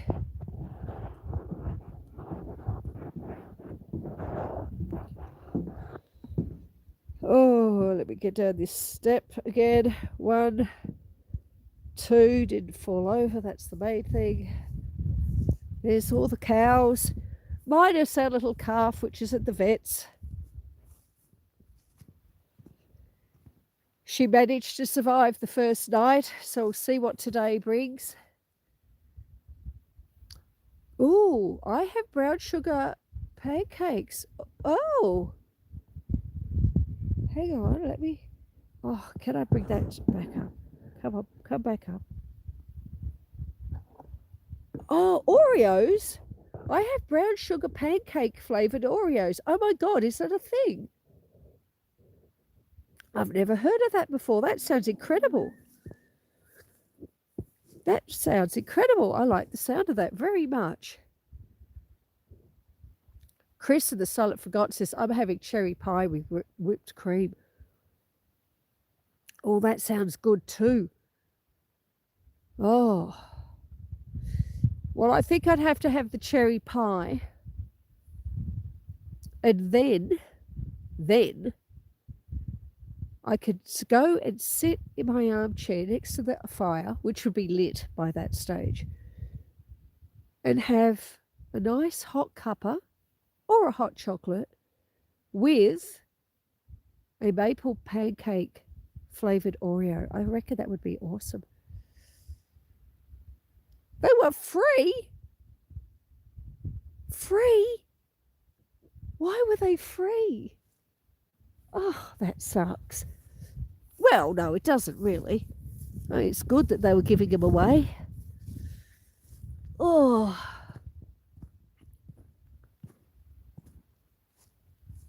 Oh, there's my brother's blue spruce. It's getting bigger. Food pantry. Okay. And then over here we have the lemon scented cypress. And then if I carefully pick my way through the mounds of dirt and daffodils coming up, we have this maple.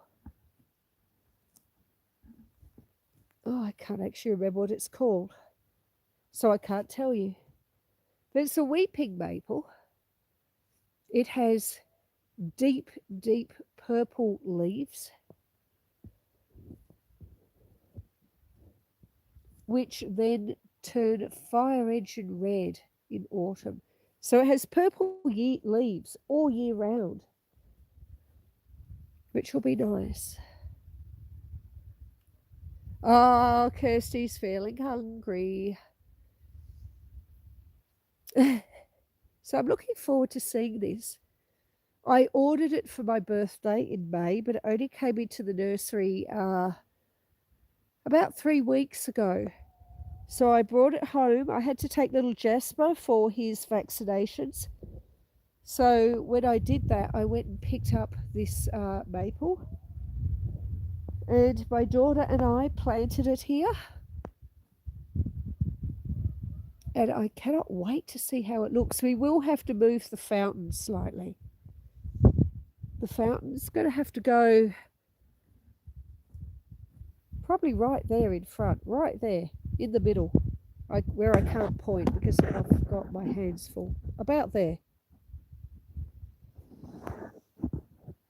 But it's going to look really great.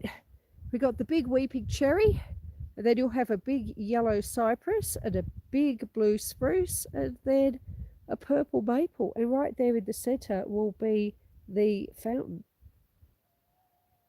And look, we've got a snowdrop open. Can you see it? Under the weeping cherry there, you can see a couple of snowdrops are starting to come out into flower. There they are.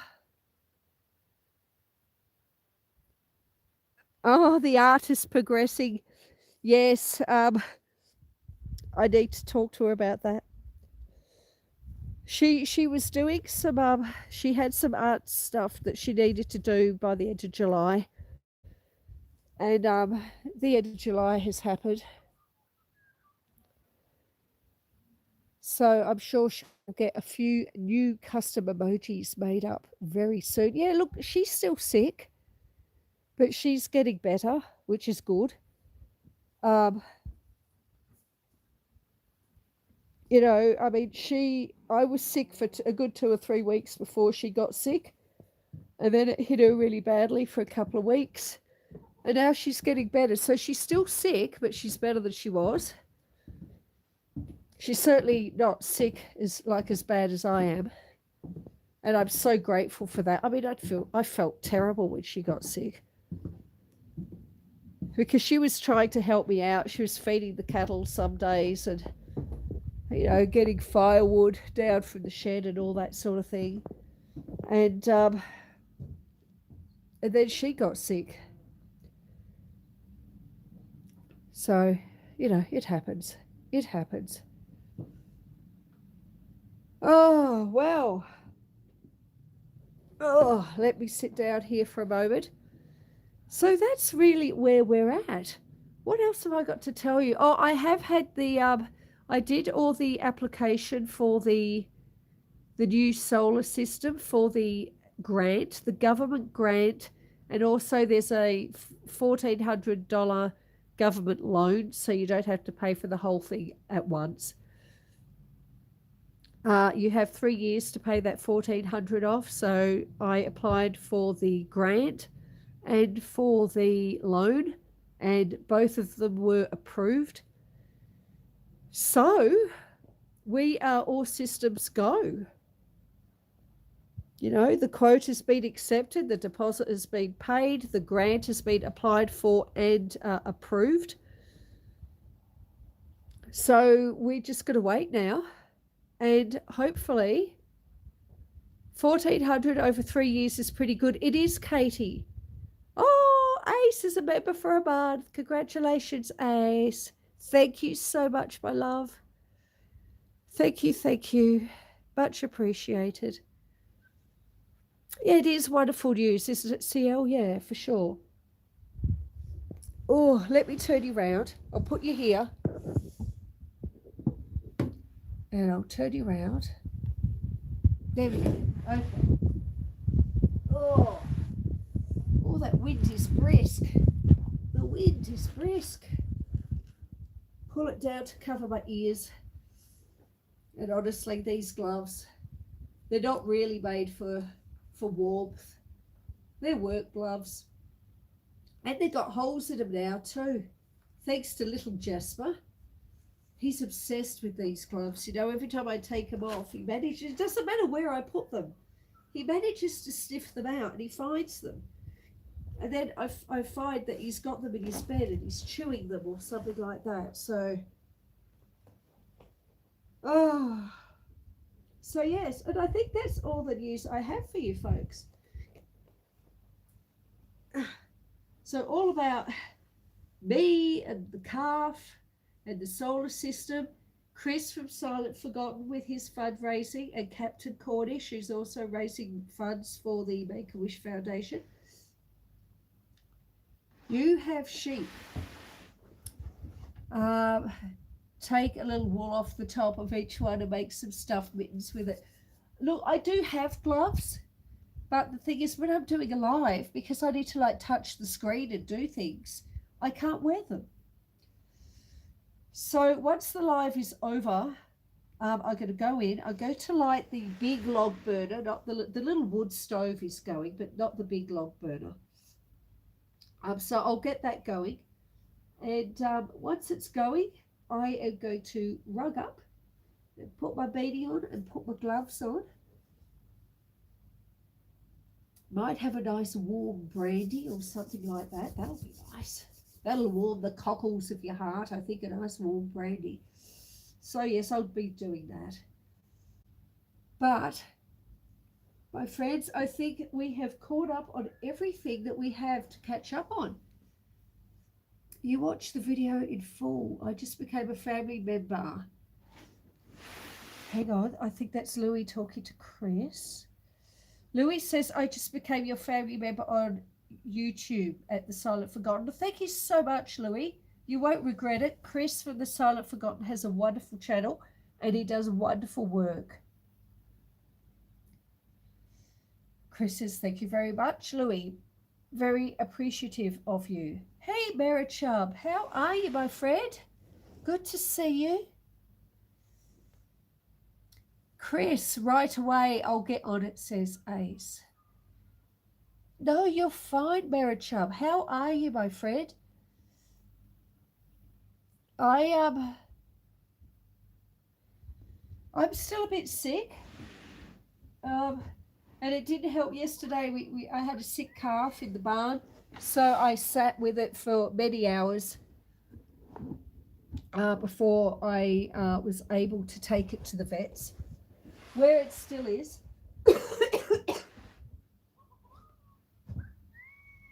That didn't help. That didn't help with the whole cough and being sick thing. But, you know, you got to do what you got to do. It's part of owning farm. You can't just stop when you don't feel well. You got to push through it. You just have to. You've got no choice. You've got animals and things relying on you. You just have to keep going. Oh, you're a real sweetheart and a good friend. Did you meet me, Chris? Well, thank you very much. Thank you, thank you. Well, my friends,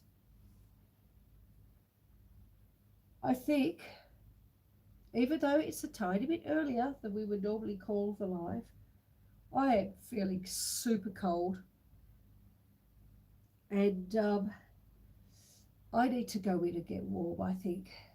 Oh, thank you so much, CL. I do appreciate that. CL says, I hope you get better. Oh, I'm mean. Why am I mean? Am I mean? What did I do? And who's that? Ginger Nut says, take care. Marichub says, thank you, Kirsty. Marichub says, hello, Ace. Yeah, I'm so cold. So I just want to go in and get this fire lit and have a hot drink and get warm, basically. So as always, I would like to thank each and every one of you for being here, especially Ace and Kirsty. They put so much time into sharing the links to this live and also sharing everyone's links.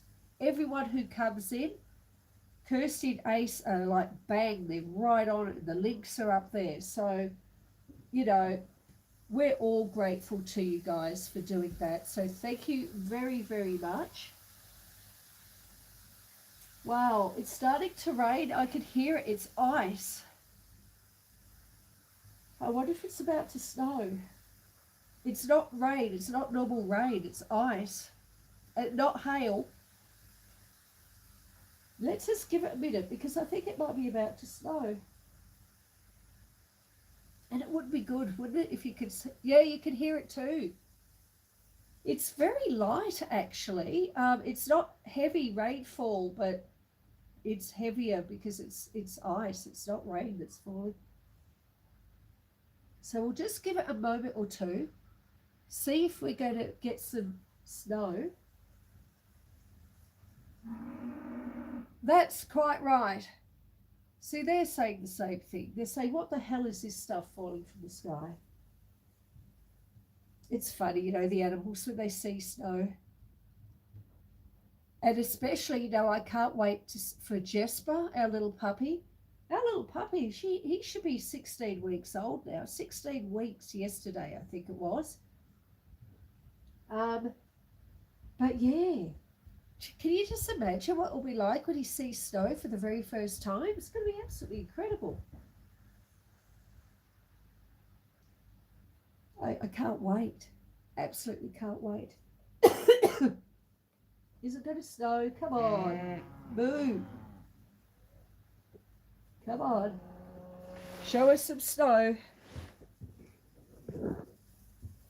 Let me turn you around so you can see. Don't get excited. I'm not showing you snow. Not yet. But it is raining very lightly. And it's raining ice. It's not hail, but it's, oh,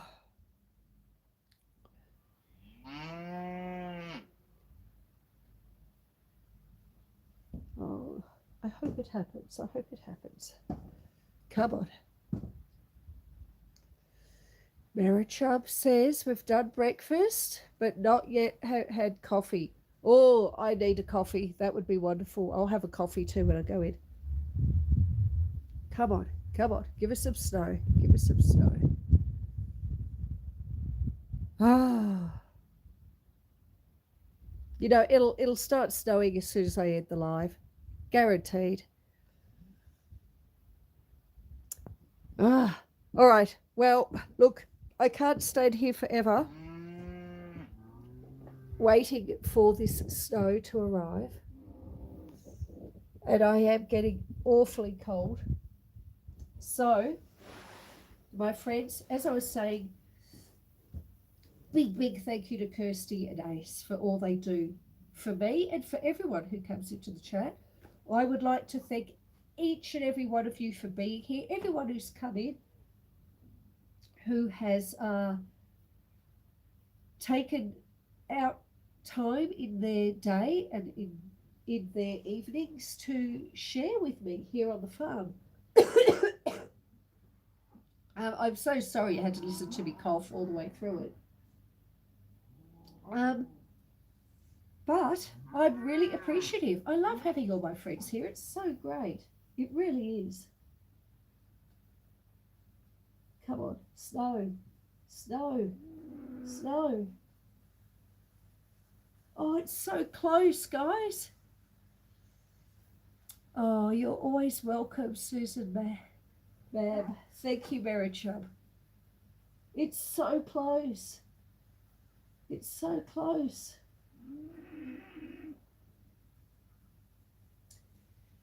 If it snows, I'll post something to Facebook maybe, depending how much it snows. If we get mega snow, I'll do another live, but I don't know how much snow we're going to get, and I don't know how long it's going to be. So, my friends, oh, where the kites land. Hi guys, how are you? Oh, good to see you again. Thank you very much. I'm just in the process of ending the live. I've not been well and I'm just so cold and I need to go in and get warm now. So thank you everyone for being here.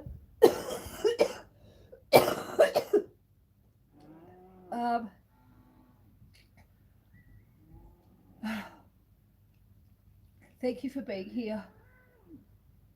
And take your time out of your day to share this wonderful property with me, for taking an interest in me and the calf and everything that's been going on. I do appreciate that.